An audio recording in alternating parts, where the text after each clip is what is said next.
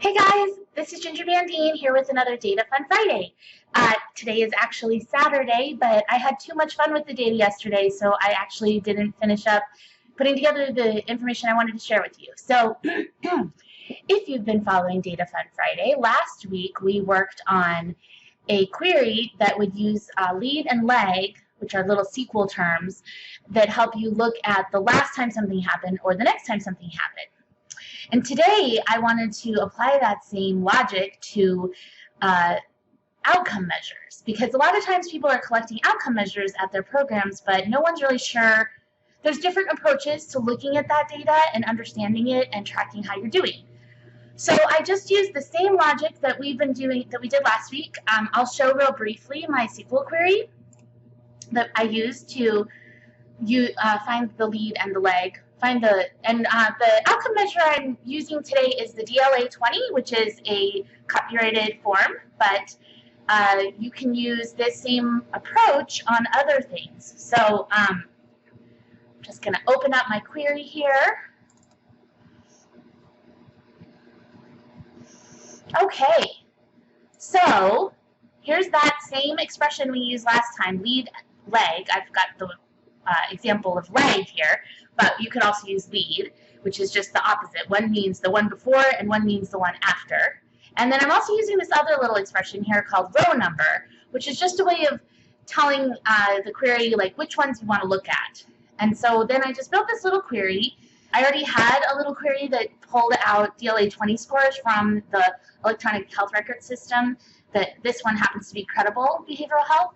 And by the way, if you'd like a copy of that query, I can get it to you. Just shoot me an email or add a comment below, and I will send you that query. It's a little tricky to get the scores from the DLA20 out of Credible because of the way the form is set up. So people can add multiple scores. Anyway, there's a video actually out here where I explain the query too. So we had that query so we could get all our scores, but then we want to compare and see how scores are changing over time, and so lead and lag are really helpful for that. So you can see here I've just added in the next score, and then this number 2 and 3 just means the next score and then the next score. So there'd be the first score someone had, the second score, the third score, the fourth score. This goes up to 4 scores, and I'm working on a system where they've only been using the DLA20 quarterly, and they've used it for less than a year. So there aren't very many times where a person has had up to 4 times they've used the DLA.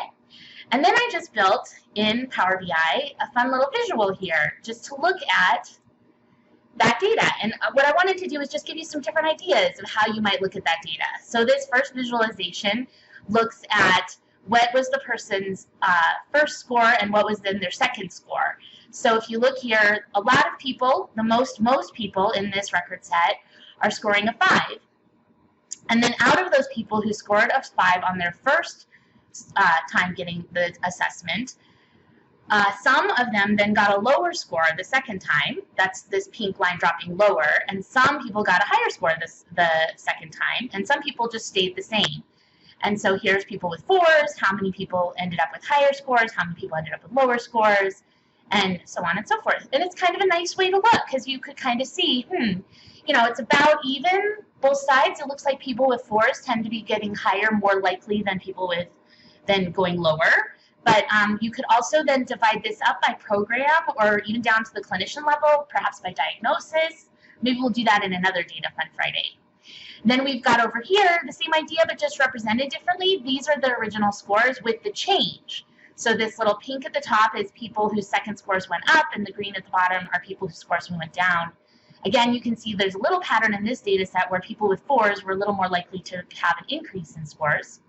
And then over here is just another way of looking at that same data, because these first 2 visualizations exclude people who didn't get a second score.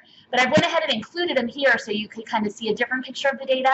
So out of all the folks who have had a first score, this pink is how many people had a score of 5. The purple is 4, the blue is 6, and so on. And you can see that a large proportion of people in each of these groups actually don't have a second score yet. So that's this blank box. So that's just another way to kind of represent your data and understand it. And then over here, a similar idea.